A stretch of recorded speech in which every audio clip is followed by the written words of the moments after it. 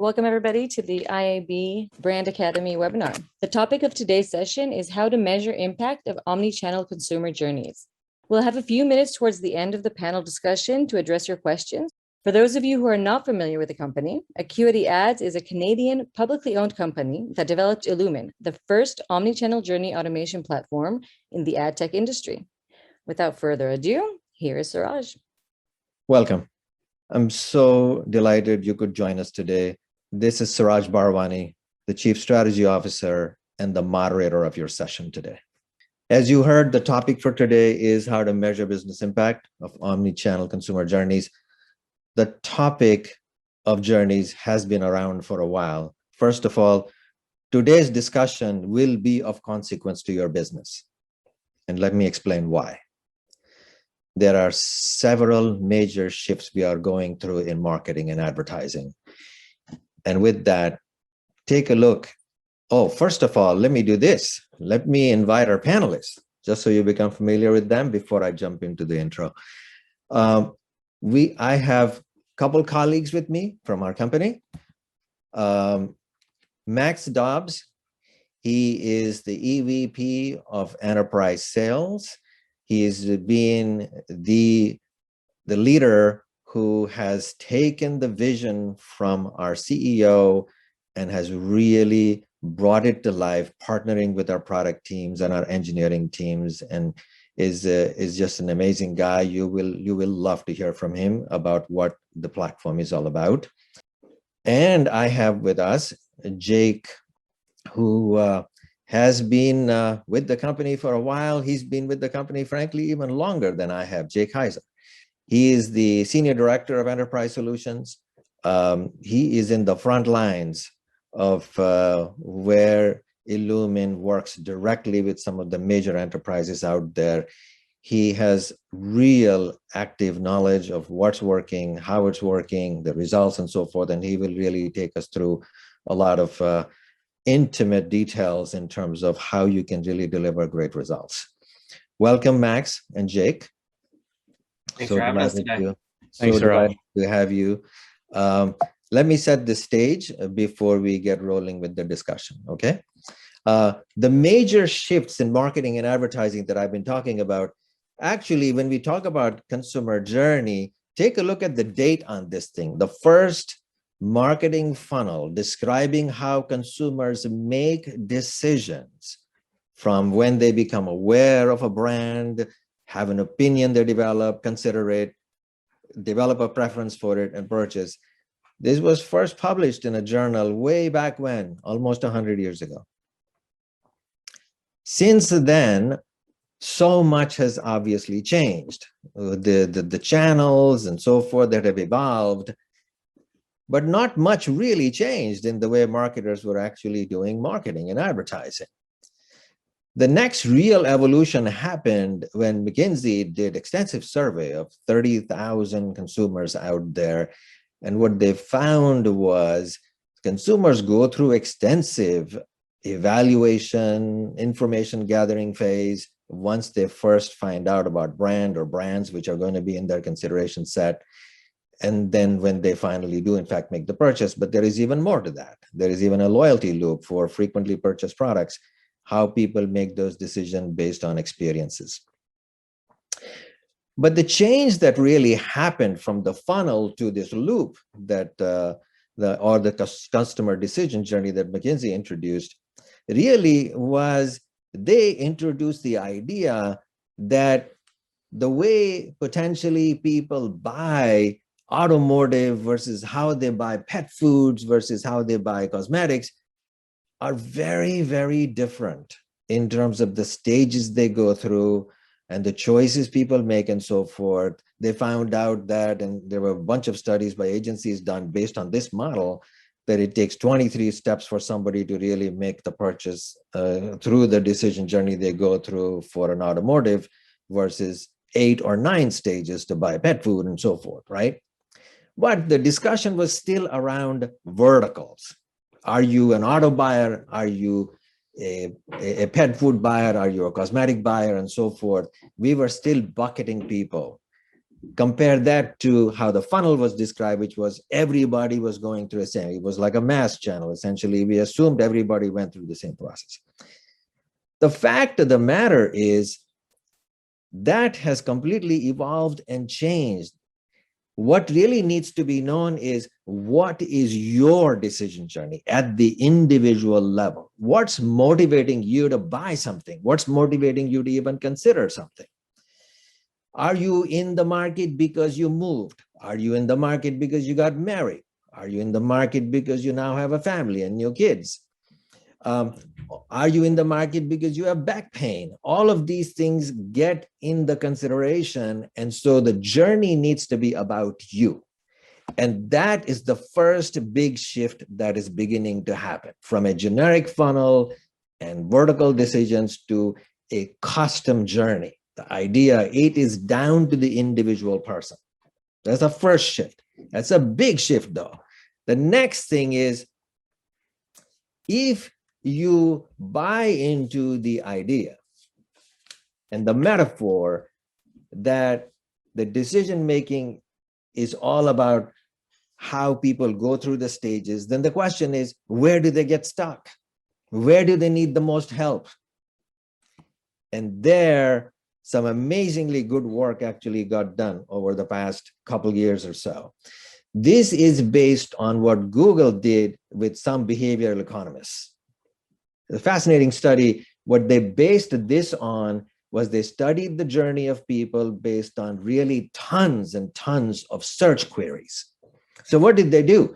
They actually looked at people's searching behavior to find out, things like modifiers to the search queries. So for example, when people were looking for new ideas about something, of course, they were in an exploration phase.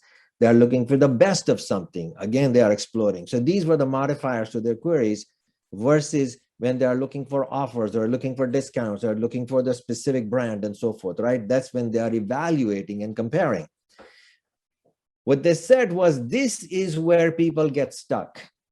It's not about how they find it. It's not about making purchases. It's like in the middle of it is where people just keep looping.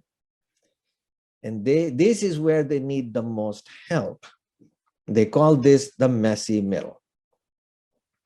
So the question that gets asked by marketers frequently is like, well, what kind of messaging, what kind of creative should really be required to really compel people or convince people or persuade people to really buy stuff? Well, that depends on what stage are you in the decision-making process. It isn't about where the channel is. It is more about where you are right now. So that's the next big shift. The third thing is what has become for the past many decades, you've heard terms like upper funnel, lower funnel, above the line, below the line. The fact of the matter is, the thinking always has been in marketing is that there are certain channels that are appropriate for things like emotional stories. And there are others that are better for product benefit and call to action.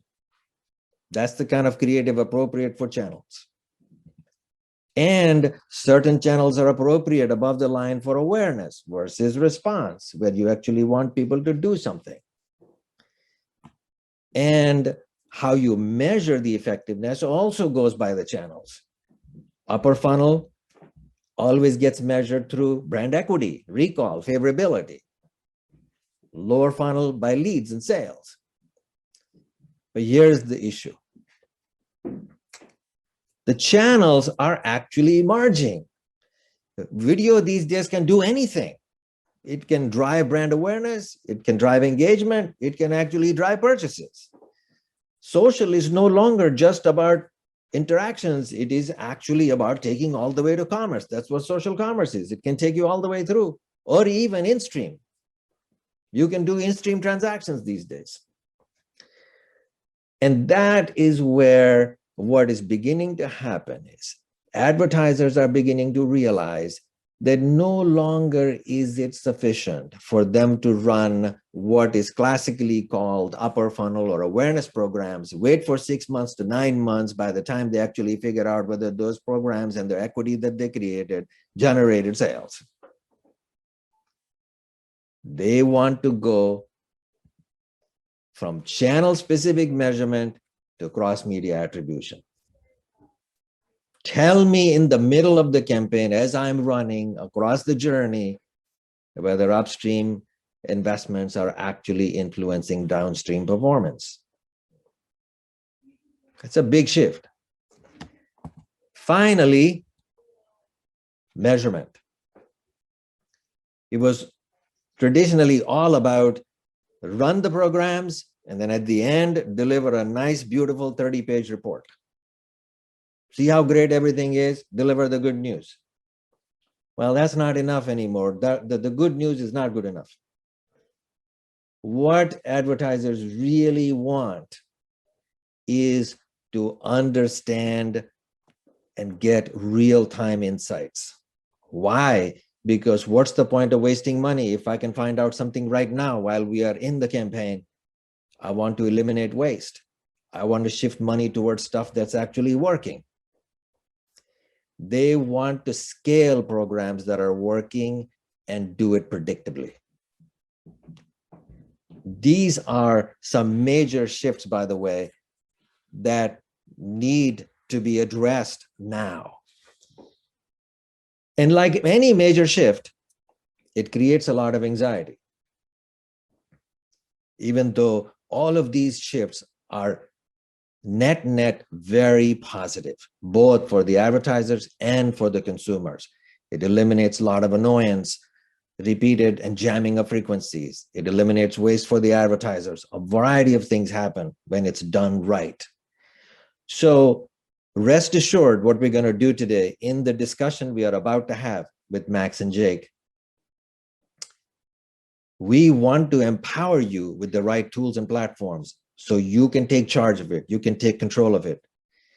In this particular case, Max is going to address the first two, which is how the journeys have to be set up, how they are created, how do you take control of the messaging, all of that. And Jake will take us through the whole attribution aspect of it, the real-time insights and so forth. So with that, let me lead to the beginning of the illumin that Yal just introduced you to. Illumin introduced the idea, many new ideas. First of those is the journey canvas. What it took was what was on the whiteboard and really made it and brought it to life. The journey can now be put right on the screen, activated, optimized, and you can get everything in real time. Without me saying any more, frankly, I want Max, you to take control of the session and go straight into the platform and really tell the audience what is it that you can accomplish using the illumin canvas journey and all the associated capabilities. Absolutely. Thank you, Seraj. So Seraj, you made a lot of really good points about how the landscape is changing. So thank you for that lead in. One of the things that I want to highlight is illumin is really designed to capitalize on these collisions or this convergence that Seraj was speaking about. So first off is the collision of linear and OLV into one holistic video solution for advertisers. The second is the collision between traditional programmatic and traditional digital, where traditional programmatic was, for the most part, very low funnel, where now these two things are combining and everything that we do can be anchored by data-driven decisions. The third thing is the actual collision of MarTech and AdTech. So DSPs, marketing automations, MTAs, multi-touch attribution platforms, consumer data platforms, all of them are starting to have overlapping capabilities, and illumin is designed to capitalize this in a minimalist way. And one of the challenges to really mapping the journey was having a machine that could give you a transparent look, a singular screen of understanding of how we control the journey, how we measure, and how we understand how users move through the journey. So with that, what we're actually looking at here is this is the illumin journey canvas that Seraj was speaking about. And again, it's designed to mimic a brand's whiteboard that would live in their conference room or their agency's conference room. So this is getting away from line item media buying and looking at marketing journeys holistically across the entire funnel. So what you'll notice to start is, like any platform, we're audience agnostic. So you could actually use any audience you want, right? By this time, you want to identify the audience that you want to communicate with. And now it's about, how do I get better at nurturing users across the entire funnel? And your audiences will live in this audience drawer that you select. Your creatives live in your creatives drawer. All of the actual mediums you can use are here. We have a display set, we've got video set, we have an audio set, and we have a native set as well. And very soon, digital out of home will be in the platform. What we have here is a mock example of GM Silverado. And what they're doing is they're controlling communication, or as I like to call, putting communication tents around specific audience personas that they find value in, right? So for example, if they were going after NFL fans, I noticed that they do a ton during NFL football games. That's a linear strategy. And now they want to back that with some digital initiatives. If the machine thinks that they are an NFL fan, we're going to mandate that they would see this 30-second CTV spot as the first touch point along this interconnected journey.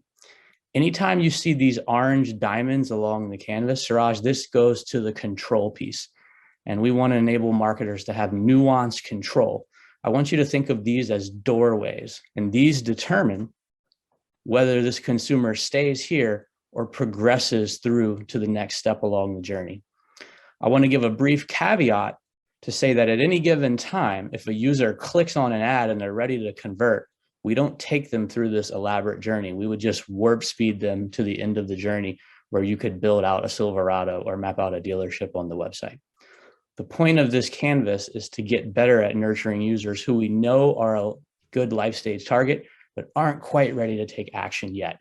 So what we have here is we have a 30-second CTV spot. We'll open up this condition, and we've set the condition to 3 views with a frequency of 2 days. This is customizable. Again, we go back to control. The marketer has complete control to determine what allows a user to progress or stay put. So this is personalization on a true level across the entire journey. Another thing that you'll notice is we can always collect this audience out, and I have that selected. So what that means is along the canvas, that's represented by these small circles. And we're not stopping these users. What we're doing is we're earmarking them. That way, GM would know that these users have seen 3 connected TV spots along a previous journey, and then could remarket to them later for their Labor Day sale. So it's very, very valuable.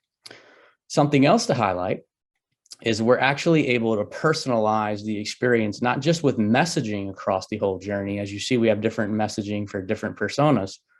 We're able to customize the goals across the entire journey. So let me zoom in just for a moment so you could see. So for awareness, the goal is actually awareness. So the AI is going to go after users who we actually think are good life stage targets, but don't have a tremendous amount of brand equity built with Silverado. As we're serving media or building equity and the user transitions over to engagement, notice again, now we've customized the goal to a cost per click goal. So now how likely is the consumer to be researching the competitive differentiators, the exclusive features, the driving comfort of a Silverado? Finally, as the user progresses over to the conversion stage, we've changed the goal to a ROAS goal. So now the AI will value users. How likely are they to actually take some sort of final action or map out to the dealership or actually build out the Silverado along the journey? So my point, Seraj, is that we can hit your tactic level goal, your remarketing goal, your conversion goal, your acquisition goal, engagement, your awareness goal, but then we could actually help you discover it costs X to drive an NFL fan from unaware of a need to some sort of downstream action, like building out a Silverado on the website versus your DIY target versus your Max, on that topic, right? This is very interesting. Traditionally, automotive has been set up really by tiers. There's the tier 1, which is all awareness, and the 2 and the 3 go all the way towards more performance-driven sort of activities, right? And objectives and goals. what you're talking about is the ability to achieve all of it within a singular journey, right? A true tierless journey for automotive, and we have a couple of big auto brands that are very interested in doing that. But yeah, we could potentially combine tier 1 and tier 2 and minimize waste and make sure that we're able to qualify an audience with tier 1 budget, and then actually get them to do the desired action at the local dealer level. This is fabulous, right? I mean, this is a breakthrough in that respect, right? Because we have had 80 years of very tiered advertising, which we are breaking that mold to really give real-time insight into how the programs are working, which is truly amazing, right? Yeah, and since we're talking about control as one of the pillars here, and one of the limitations that has been in place traditionally for trying to really map out your media in a journey, let's just take a look at how easy it is to actually build a journey. And you know, again, I'm not a product expert, but I know that something needs to be easy to use to get scaled adoption, right? So this is a drag and drop interface where we always start with an audience. We just drag it onto the canvas, right? Very, very simple. We would then grab an audience that we want to talk to. So let's say we want to talk to these movers. I would just simply drag them in. Then all we do is we go ahead and start dragging in the mediums we want to use. So we want to use display, we'll use video, we'll use audio. Now I'm going to actually add in my conditions, what's going to allow them to progress. So for display, I'm going to do an impression condition. Video, I'll do a video view condition. Audio, I'll do an audio condition. And what I've just done here is I've built a decision tree where the AI is enabled to actually help select the medium used to talk to this particular audience pool. If I want to, I could easily just duplicate this path, and then I could edit the amount of time or the quartile they have to listen to or watch. And there I've got 2 separated journeys where I have a test going where I can see if spending the additional media to make someone watch an entire video versus only having to watch half of it, how does it impact average order value or conversion rate downstream? So this is something that's very, very powerful. Again, connecting upper funnel touch points to some sort of downstream action. And you can really only do that in a connected journey. No, I think this is quite granular in terms of like the ability to have even impact measured at the attention level.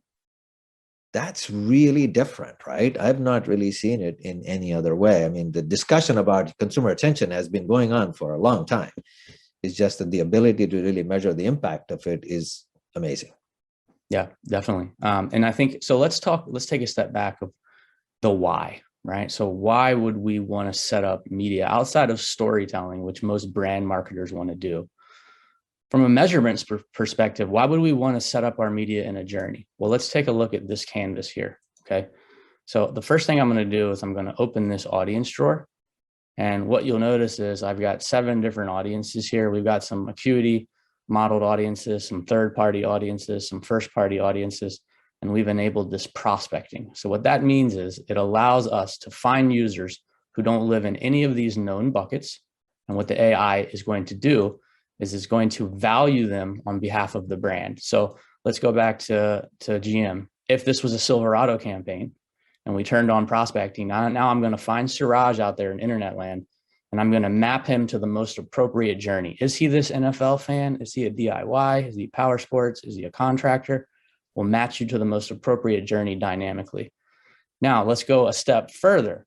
Once we map you to the most appropriate journey, you'll notice there's different entry points to the journey. So I'll zoom in here just for a second. This is awareness, right? And this is a shoe company. I think you're just in market, maybe you just got a new job, you might need new shoes. Okay, I'm going to drop you into this pool here in awareness, and you would get these 6 views, these 5 views, or these 3 views. But if I could determine somehow that you were already in market for shoes, I could skip brand equity altogether, and I could fast track you and dynamically drop you into the engagement stage. What I'm doing is I'm minimizing the amount of touch points it takes to drive an action because I know you're already in market, right? And I'm doing this dynamically.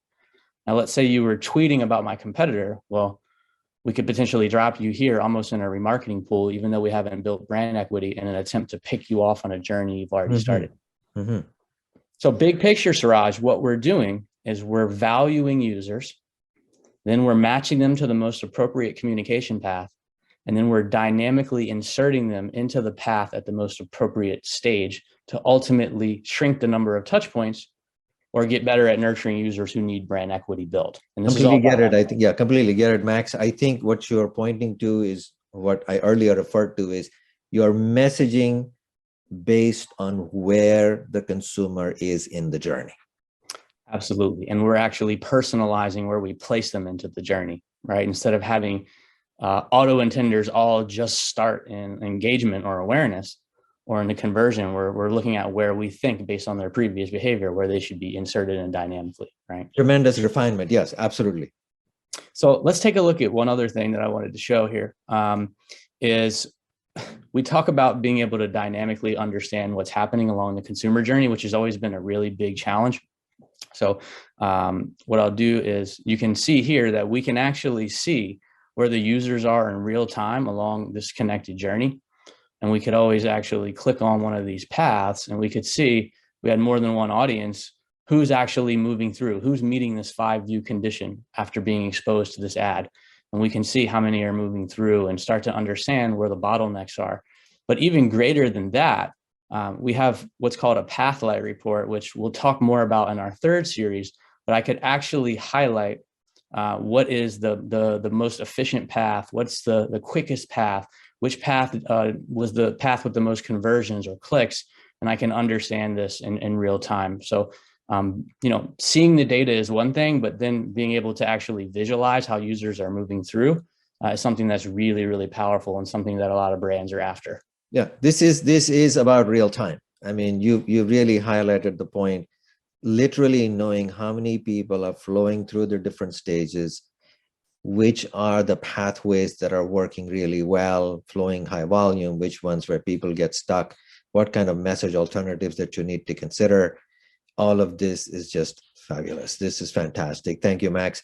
Let me take control to bring the deck back on. All right, you're able to see it, right?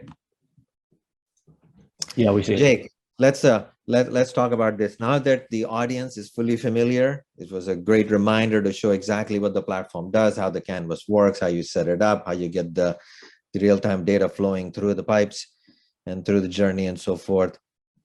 Give us a little feel for it. You are in the front lines. You talk to a lot of clients at the enterprise level, mid-tier level, at the full range. What kind of volume is flowing through illumin? Who is using it? What kind of categories? Just give a little feel to the audience before we jump into the cases. Yeah, definitely. It's a very diverse tool. So we have a wide range of clients in a ton of different verticals. You know, anything from a CPG to QSR to auto to pharmaceutical. We've really built it to have all of these different puzzle pieces that can be used in unique ways for different verticals, and we don't have to limit ourselves to just one objective or one brand objective. It can be used in a number of different ways, and we're going to go through probably a good sampling of those different verticals today, but it's not just built for one industry. Yep, excellent. So let's give the audience a real feel for it and walk through a variety of examples so that they get a feel for like what is it that can actually be learned. So take it away, please. Yeah, absolutely. So we're going to start off, looking at fully connected journeys and planning. It's a new idea, right? So we don't want to kick it off with the full shebang. We want to ease everyone into it. So what we're going to start off with is one of our leading home improvement retailers and looking at a traditional, if you will, media plan.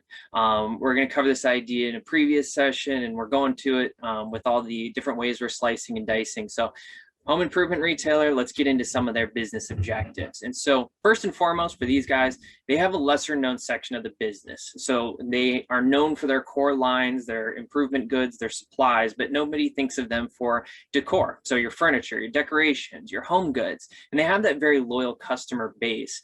So they want to be able to convert these users, they're loyalists, and go on conquest as well against the competitors, and really just measure that on your traditional return on ad spend. Mm-hmm. So looking into this journey, we're looking at just a conversion only journey. So not a full funnel connected journey quite yet. And what we're trying to accomplish for them is using your traditional marketing marketing strategies. So lookalike models, contextual relevance, PMP placements, and really just sell them products and different product lines through that redecorating lifestyle. So getting your couch, adding a pillow to it, getting a lampshade next to that. So a very straightforward objective, if you will. And so what we're finding with these guys, as we look through that straightforward structure, really the AI takes the heavy lifting. It's trying to find those users that are ready to buy products and convert them. The AI is able to generate, in this case, almost just over a 24-to-1 return on ad spend, which is 5 times their ask or their benchmarks that they traditionally have. So we know the AI can work well. We can still create smaller conversion-only journeys to hit a traditional objective. But what we're leading brands into is thinking of different ways to measure the output. So beyond just a return on ad spend, what is the average order value? And based on improvements to the marketing funnel, can we start getting users to spend more and more money as they make their way through that journey and that buying journey, rather than thinking of just one way to measure it? Jake, on this particular one, I mean, I'm sure there are so many tentacles to programs like this when you have a client that big who's doing so many different programs. If I recall correctly, you could test multiple audiences within this simplified conversion only segment of the journey too. So for example, if the client wanted to use their own CRM segments versus they wanted to test prospect segments and so forth, all of that can be accommodated within this kind of an execution, correct? Absolutely. We still have the carryover of what people traditionally think of when they think of programmatic. So being able to pull in all this CRM lists or first party data, just as Max was mentioning. And we can also tailor the messaging based on those strategies. So beyond just having, you know, the one strategy, you still have the control, we still have the conditions and the asks that we want to have the users partake in. Yeah, all of that is still a possibility within the platform.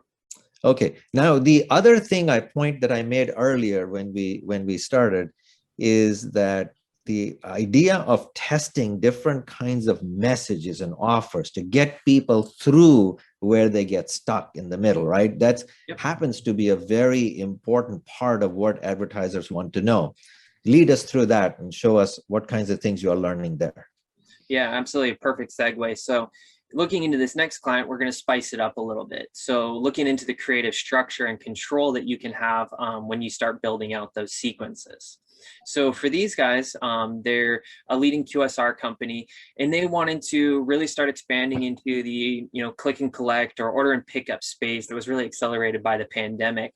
And they wanted to understand, what was that optimal conversion path? Are you influenced by one sort of creative than another? But we really wanted it to be beyond a traditional A/B test. So it's not just about which creative works better. And what you'll see is kind of how we set that up to test this hypothesis. So first option here is one side of the test. So this client had really 2 main messages they're concerned with. They have their limited time offers and their all-time favorites. And so one option is, well, let's lead with that sense of urgency. They have the creative assets for both the video and display. So to some of the points that were made earlier, we can try this across different channels and find an appropriate media mix as well. But just understand, does that sense of urgency lead to any better performance? We can also look at the inverse, which is lead with an all-time favorite. Just alleviate any stress about, you know, what burger, is it good? Is it a new one? And let's just serve them the all-time favorites and see how that does. And really understanding these 2 different flows across a number of different audiences, we can still do these tests against the core personas and just see, is there some sort of measurable impact of doing this? More so than the people that are always going to get their favorites or people that always are going to try something new. How do we handle that movable middle? They're not sure what to get. And how do we handle those people? So what's that leads us to? So we ran this test in one of their major kind of test markets, large scale markets that'll give them a good sample size. And we saw that by leading in with the limited time offers, there was a 10% higher return on ad spend. And that ad spend came to about a $1.44 to 1 return. You know, and this is exciting to see. And again, I can't reiterate it enough, more than just the A/B test. It wasn't just about limited time offer working better than an all-time favorite. We wanted to see that flow holistically. So the people that are getting converted, great, let's start with that limited time offer. But what do we follow up with? And we found that actually by following up with that easing message of the all-time favorites, if they weren't sure about, you know, well, how great is that limited offer, we could reassure them and convert them with that follow-up creative. And that flow worked really, really well for them. This is very interesting, Jake. We've always wondered, advertisers have always wondered, would sequential messaging do better? Yeah. And what you are talking about is not just about one sequence. It's testing a variety of sequences to really figure out if there is a particular order that makes a difference, right? And I think that's a real interesting insight, because I don't think that has been studied as well. The other thing is a 10% increment in ROAS. It may not seem significant, but the best I know in terms of a fast food joint, which has close to 1,000 or 1,200 store network, right? A marginal improvement like this is spread out across the entire system could actually mean some substantial gains in earnings, I would imagine, right? Yeah, absolutely. It's a low price point item. Sorry. So any little bit more margin we can add to that equation, is all the best for them. And as you scale that up beyond one market into all the markets, it definitely has a heavy impact. As you pointed out earlier, it's time to get more sophisticated. So take us there. Yeah. So with this next test, we're really looking into the future of what is the possibility with all the controls and all of the conditions and nuances we can create. How do we go in and start proving out these fully connected journeys? So we began running some of these tests with one of our mattress companies we work closely with. And we really just wanted to understand exactly that, a fully connected journey versus a conversion only style journey. Is there a measurable difference between those two, and what might those outcomes look like? So what we started off with is, you're not going to see a massive amount of creatives. We really wanted to keep everything static and understand identical audiences and identical creatives. How does a connected journey impact the user flow, the purchase behavior, the amount of money spent versus that one siloed conversion centric? So we did use a number of creatives. We used video, 15 and 30-second pre-rolls that people are used to. We use a different couple calls to action and display, such as, a sale creative, or what product lines are available that meet their needs, testimonials, delivery process, things that people would want to understand as they're building their awareness, engaging in the process purchase cycle, as well as the actual incentives to buy the product. So kind of that traditional flow, but how does it impact that journey? And so the inverse of this test, or the counter piece, was the conversion only style. So again, identical audiences, identical creatives, as you would see in the connected journey, but no sort of aspect of storytelling, no dynamic insertion, none of that available. It's either you buy the product or you don't, generate a return on ad spend or you don't. And we wanted to see how those two compared. So what this finally brought us to is finding that fully connected journey across the 3 stages had a 20% higher average order value. So we really wanted to quantify and understand, as users are going through that journey, does the additional messaging, does the additional cost warrant in more money spent? So do we just want to go and chase one piece of the funnel? Do we want to look at that full funnel, and how do users' behavior and their purchase behaviors change? And this was an exciting and really instrumental piece in our kind of look forward, is being able to validate that is true. Our hypothesis was correct. There is and always has been a reason to run those upper funnel pieces to your marketing plan, and being able to show that impact in some sort of way now. So Jake, this is essentially the heart of the question that we get posed by advertisers often. This is the classic CMO question. Should I be investing more money upstream into awareness and branding and equity building? And to what extent is that investment going to have an impact on my downstream performance, right? And when you try to evaluate it with real active campaigns, the way you demonstrated it, one could say that there would be situations where you can literally get some significant benefit, like literally with people who are in the market to buy right now, there is an impact, right? Yeah, absolutely. We always kind of look at it as, great, we're generating performance on a smaller initiative, but if we can get those people to spend a little bit more on those purchases, why not? If it all benefits the client of ours, if the extra spend in media generates better profitability on the back end, we can actually track that and prove it now, which is really exciting. So this is sort of scratching the surface in terms of where we could go, right? In terms of the way Max described all the things you can do and what you're describing and all the ways you can measure the impact.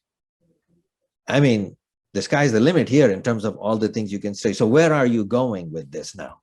Yeah, I mean, this really is the tip of the iceberg, right? Now that we have the way to build out these flows and measure and track users and their behavior as they go through that connected journey, we can start to understand, what is that appropriate mix between remarketing, acquisition, branding? How much do you spend in upper funnel versus lower funnel? What is too much for upper funnel? Where is that limit? And all of that kind of trickles down to understanding what is the ideal frequency as a user goes through. So rather than thinking of just an optimal frequency for a remarketing campaign or optimal frequency for a conversion campaign of some sort in general, what is that holistic frequency, and how do we slice and dice and divvy up all of those frequencies in one bigger picture? And what media do we use to accomplish that? So what is that appropriate media mix? You started at the beginning with it, but just kind of going back to it, we can use video assets to drive engagement on a site at really high rates now. People can buy products from rich media units immediately. There's a lot of different aspects that people, have traditional thinking that this asset can only be used for this one objective, and it's not always true. There's a lot of different ways we can start to unpack that now. I mean, this is the place where you can experiment with all of that, right? Any combination Absolutely. of that. The idea of cross-media attribution done this way is just fabulous, right? It's fantastic. Yeah. Jake, this is truly amazing. I appreciate it. At this point, certainly I could keep going. Right? I have a list of questions I could be asking, but I think it would be smart for us to really go back to the audience. And so, yeah, if you're still there, let's look at some of the questions, and we'd love to see if Max and Jake can actually address them. Definitely. I have some very good questions here. Let's start with, it looks simple and easy to run programs on Illumin. What part of working with Illumin takes time to master? So I'll take first stabs at that, and then I'll let Jake hop in. I think really what it is it's very easy to build a journey. Where it becomes a little challenging is figuring out how to benchmark across the funnel, just because most brands don't kind of have a source of truth, or they haven't been buying media in that way. But luckily, we have a team of sales engineers here that Jake actually leads the team, which will work with you to help you establish your benchmarks. What should frequency and your cadence look like in awareness versus engagement? What are your actual marketing goals? How do we set up a journey to accomplish the goals, right? Because we need to hit performance goals, but then what are you trying to learn? Are you trying to learn about frequency and cadence? Are you trying to learn about media mix, tactic level allocation, order testing? And we can determine that with you and then build the journey in a manner to really uncover that for you. So in that respect, Max, the intention that you, Jake, and the team at the enterprise level have is to enable and empower the users of the Illumin platform, right? Because, they can certainly obviously get started right away because it's so simple, so easy. It's more about how should they really begin to learn by doing. And I think what you're saying is that you, Jake, and the team are more than happy to give them a jump start with some of the core benchmarks across vertical categories, across audiences that you have, so that they can ramp up very quickly. That's your point, right? Absolutely. Jake, anything to add? No, it's definitely an idea of betterment, right? So understanding that initial benchmark and how do we improve it? And where we really try to understand is what Max was saying, create a plan for improvement. We don't know exactly what is going to move the needle, but we're trying to find one hypothesis and work through it and see, what is the piece that moves it? How do we get the improvement that we are looking for? Yeah, next. Yes. We have somebody asking if there's a minimum investment required for someone to get started using Illumin. So I'll start with that. It's definitely not a boutique DSP. So accomplishing basic marketing goals. We have a lot of brands that start with small campaigns as a cup of coffee, where we just hit a CPA goal, and then they grow their campaign from there after some trust is established. What it really boils down to is journey learnings and what's the minimum amount of data to really trust as an efficient journey learning. So I would say anywhere between 50,000 to 100,000 over a 6-week time frame is enough to really start to make some conclusions. But anything below that, we wouldn't really want to trust it as necessary factual journey learnings at that point. Jake, you want to add? No, I think Max covered that one really well. So we'll leave it there. Excellent. Okay. We have another question. How do you reach target audiences and the funnel stage in which a prospect is? Yeah, so I saw this one come through the chat a little while ago, and it was an awesome one to go through. So one piece of the dynamic insertion, right, is understanding where is that user in their life cycle. So just because they're a potential buyer, a potential prospect, doesn't mean they have to start at the beginning. So that's what Max was mentioning earlier. Based on everything we know about their behavior, where they are in that life cycle, the type of research they're doing, we can place them in the appropriate journey where they are. They, inherently might have been touched on a campaign much earlier in the life cycle, and they're just ready to engage. They're now re-entering the market, and we should be giving them that opportunity there. So just because someone's a prospect doesn't mean they have to start at the beginning of the funnel. It depends on that user and all the data associated with them and their behaviors. We can place them at the appropriate piece of the funnel. Mm-hmm. And to dive a little deeper, Jake, I'll just add, generally, if we can work with a brand, we'll reverse engineer their very own conversion pool. So we'll look for commonalities. What was someone who built out a Silverado on Chevy's website doing 30, 60, 90, 120 days before they came to the website? And we're using those commonalities to then rank the rest of the US population's likelihood to build out a Silverado on the website. And some of the signals that we see that are very powerful for us are search. We use a lot of search data. We made an acquisition of a company called Magnetic Media. We also look at social data. We find that to be very influential because social is sort of where passion and intent collide. And then video viewership. What are they watching? What types of content are they consuming? And then combining this with any other third-party or first-party data signals that we see to really use data and supply to predict how likely is the consumer to take an action for a brand. That's great. Yeah. Yes. Does an advertiser need a wide range of creatives to use illumin? Absolutely not. That's a very often question that we're finding when we're talking with clients interested in using the platform. And it's really just a function of understanding what are the outcomes you're looking to accomplish and aligning those creative options with that outcome, right? So the easiest side, if your true question is trying to see which calls to action, well, expect to have a number of calls to action to get those results. So you don't have to have a huge robust set, but they're really kind of hand in hand. The more you want to learn, the more we want to put into it and have available. A basic set of calls to actions across a few different formats for each stage of the funnel works perfectly, but the sky's the limit. If you have a strong creative team in-house and you want to build out a number of different options, we're there to mix them together and figure out the appropriate flow and media mix. Thank you. We had a few questions about is it possible to achieve offline attribution for the illumin campaigns? Yeah, offline attribution's a huge question now. People going to a store or buying products offline.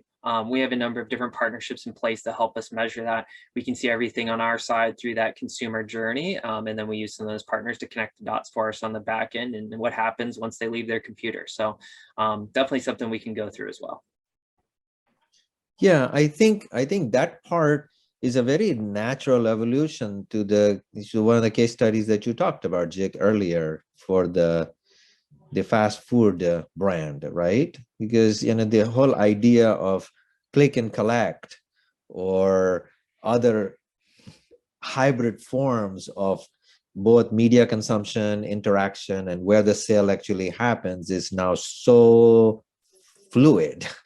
It is kind of difficult, right? I mean, you have to be able to measure all these different behaviors to be able to fully account for that, which I'm so glad that the offline thing is being incorporated as part of that. Yeah, we may have room for only one more question if it is, and then we can sort of go into the wrap up. Well, we just got a question that is on top of everybody's mind. How would illumin track users through the journey in the absence of third-party cookies? Yeah, I'll dive in first and then I'll let Jake or Seraj add to it. But essentially, we're a DSP, so we have certain natural advantages. We have signals that aren't necessarily cookie dependent. We do use cookies when we're able to, but we realize that ability is going to be halted here at some point down the line. We're really interested in interoperability to achieve scale. And what I mean by that is we've partnered with the Trade Desk for the unified ID, with LiveRamp, with TapAds cookieless solution. We've recently partnered with GumGum, and we're looking at onboarding some other partners. And then these identity, we do conceivably would allow a marketer to select the identity solution of their choice in the platform, but all of these identities would be working to inform our master Acuity ID that lives in our platform. So it's really about interoperability and to achieve scale. No, that's right on in the way you nailed it, Max. There is no magic bullet to solve that problem as we evolve. It is very clear that we need to be a privacy-first solution. We have to respect consumer privacy, and the industry collectively recognizes that we have to head in that direction, right? And so having a lot of different solutions in the market clearly gives us the options as you described it, but where this will all end up is they will all have to work with each other for us to be able to get the scale, as you pointed out. And I think that's really what we are signed up for. And we are moving in that direction. And I think that's a very, very good sign that ultimately we will all evolve together in a good place. Yeah, Seraj, and I think that's key, the collaboration piece of working together as an industry to collaborate to solve identity, because it's very dangerous for a solo entity to control identity on the open web, right? It's a major conflict of interest. So working together is ideal to solve the problem. Yep. Yeah, we're gonna wrap this session up. If there are other questions, we can certainly answer it for people. Do you have time for another question? No, I don't believe so. We should sort of roll forward at this point. Let me recap this thing. So Max and Jake, let me know and keep me honest so that I'm actually covering this appropriately. For all the things that we talked about today, in terms of omni-channel, journey advertising and marketing, illumin, as we see it in 2021, you described it quite well, the ability to customize down to the individual, the brand, the category, and all of those things that are incorporated within the way you are able to create and so forth is truly, truly amazing. It's what the advertisers are clearly looking for. The second thing is what advertisers are looking for is control. They want control over channel. They want control over creatives. They want control over messaging. They want to minimize waste. They want to be able to learn in real time and quickly to avoid any form of waste. They want to avoid any type of redundancy. They want to reduce annoyance for the consumer. They want to be ultra relevant and precise in their ability to message. And then Jake, you covered it beautifully in terms of all of the cross-stage, cross-media allocation decisions that have to be made through measurement, literally in real time, right? And then through the questions in the Q&A session, you talked about both online and offline attribution. There's a lot to be done in that area. And we are going to actually have a subsequent episode with IAB where we will go much further in the attribution frame, because it's a deep subject. There is so much to be done there. There are granular multi-touch attribution, and then there is the MMM, and there are a whole range in between hybrid solutions that are available. And so we are actually going to go there. Did I miss anything else, Max and Jake? No, I think you summed it up pretty well. I mean, it's really about control, taking back control of how we're messaging users in a unified way. Mm-hmm. And ideally, we're doing that through a singular screen of understanding, right? And it's simpler to do than it's been in the past. And I think it's really about discovery and betterment. How does changing the logic along the funnel, the frequency, the cadence, the ordering, the media mix, how does that impact the speed and efficiency in which different audiences move through? And then ideally, you would use these learnings to help power larger media strategies holistically. So the discovery piece is huge. Yep. I think it's all about predictability. That's what everybody's looking for to figure out how to scale, right? Jake, anything to add? No, I think Max covered a lot of the talking points, a lot of the The secret sauce here is just understanding all of that and controlling it. So yeah. Perfect. That leads us to our next session. So for the audience who's been following us through with IAB as part of this Brand Academy, our next session is going to be all the way Max described it, that falls within the realm of what we call journey intelligence. So the journey intelligence applies in the setup as well as in the real-time optimization.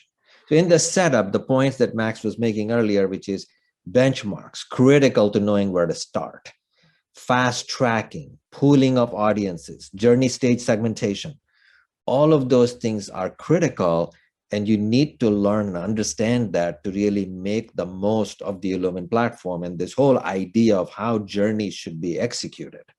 Easy to set up, but there's a lot to be learned. And those, we want to disclose that to you. We want to show you with examples, with live case studies of things we are doing so you understand and how to make the best use of it. The second part is optimizing. This is traditionally, DSPs have operated as a black box. They all claim they are using some form of AI, some sort of machine learning, which they are, of course. The difficulty is, where does the human come into that equation? How do the marketers themselves, analysts, managers, directors who actually want to interact with the algorithm and work with it to fully understand where intervention can actually deliver incremental gains? And this is something that is an open-ended territory at this point. It's not known exactly where that's going to go, but we do know, based on the work that our team in the enterprise solutions and broadly in our operations team that are working on, there is a role for both the analyst working and the algorithms. There are places and times when the AI should take control, and there are times when the human must work with it to guide it appropriately. Those are the aspects of it that we will be covering in the next session. So tune in, and we will absolutely bring some good, interesting insights with the team that you see here with us. With that, Max and Jake, I cannot thank you enough. You've been superb in terms of bringing new insights today for our audiences. Thank you so much for doing that. Thank you to IAB for helping us host this program. We are delighted that you could actually do that with us. There couldn't be a better partner for us for this kind of an educational forum. And lastly, to our team, Lindsay, Jordan, Yal, for all your timely contribution, help with content, logistics, and everything else. You've made us look good. Thank you so much for doing that. We couldn't have done it without your help. Thank you, everyone. Have a pleasant day.